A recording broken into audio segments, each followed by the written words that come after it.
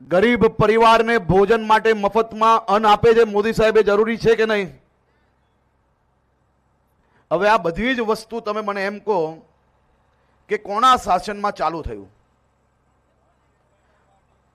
તમારા ગામડાઓમાં વડીલો લાઈટ હતી કોંગ્રેસના રાજમાં? જોરથી બોલો ભાઈ. હા, આ લાઈટ કોએ આપી આપને? આપણી ભાજપ સરકાર, આપણા મોદી સાહેબ શાસનમાં આવ્યા પછી ગામે ગામ લાઈટ પહોંચી, જેની પહેલા હતી? આ ગામથી વડગામ સુધી આવતા પહેલા કેટલી વાર લાગતી હતી તમને? આ વડીલો મને કે રસ્તા હતા?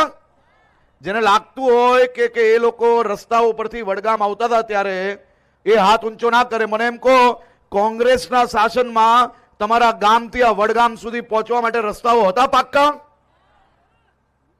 નતા ને? તો આ રસ્તાઓ કોઈ આપ્યા?